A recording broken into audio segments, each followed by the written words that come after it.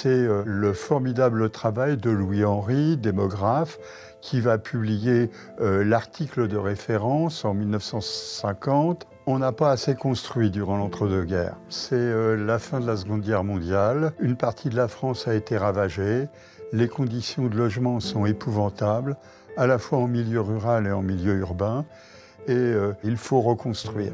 Louis Henry va développer la méthode qui dira chaque année aux décideurs publics ce qu'il conviendrait de construire. Le premier chiffrage qu'il présente, c'est un besoin de construction qui serait de l'ordre de 320 000 unités chaque année. L'ambition a toujours été la même, c'était de se projeter dans le futur et de regarder dans un domaine où les besoins étaient criants, comment on pouvait faire face à ce qui était le gros problème du moment. Ces évaluations étaient utilisées dans le cadre de la planification. Alors, pas le premier plan. Le premier plan avait donné la priorité à la reconstruction des infrastructures industrielles et de transport. Il va falloir attendre le deuxième plan pour que l'affaire soit prise un peu plus au sérieux. Le deuxième plan va estimer à 240 000 le niveau des besoins et on va parvenir à construire à peu près 220 000 logements durant cette période. L'objectif central qui est poursuivi, c'est construire suffisamment pour faire face à la pression démographique, faire face à l'exode rural, puis faire face aux besoins d'industrialisation du pays.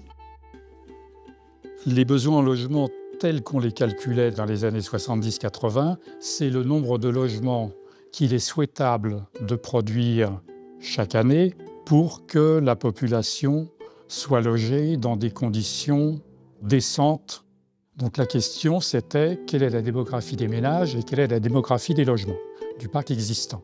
Inévitablement, la méthode a progressé, s'est affinée. Des réflexions qui n'existaient pas au début, faute de l'outil statistique nécessaire pour ce faire, a été progressivement introduite. Par exemple, l'adéquation entre la taille des logements et la taille des familles, la réflexion sur la surface des logements, la réflexion sur l'implantation géographique des constructions. Tous les 7 ou 8 ans, on avait un recensement à partir duquel les démographes de l'INSEE faisaient des projections de population qui reposaient donc sur des hypothèses de natalité et de mortalité. Ensuite, la division logement partait de ces projections pour faire des estimations de projections de ménages. La mortalité, on prolongeait les tendances qui étaient un allongement de la durée de la vie. Donc, vous savez que les statisticiens, j'en fais partie, sont un peu timorés. Donc, c'est l'une des origines des sous-estimations des besoins, c'est notre timidité, à la fois en matière de durée de vie et aussi en matière d'immigration. L'autre grosse faiblesse qui a été soulignée pendant très longtemps et à juste titre, c'est une approche globale. Ça signifie du même coup qu'on ne va pas tenir compte des possibilités de compensation entre territoires.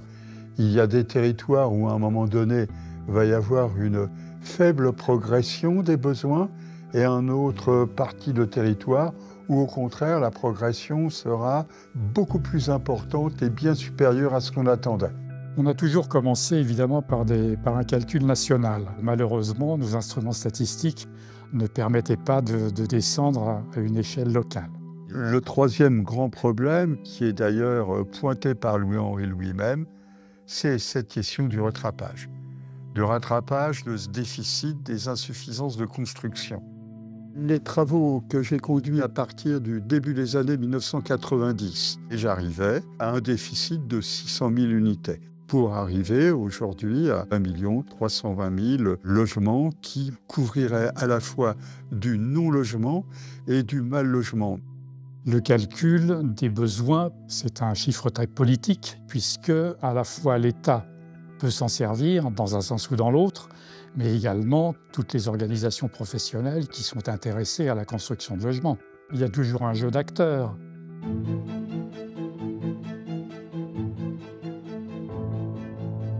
La situation s'est formidablement transformée avec la publication en juin dernier d'une étude sous le sceau du SDES qui permet finalement de répondre à toutes les critiques qui pouvaient être apportées. Elle renouvelle le genre, les réflexions, les approches, la méthode, et en plus, elle apporte les matériaux statistiques nécessaires. C'est ce qui est fondamental.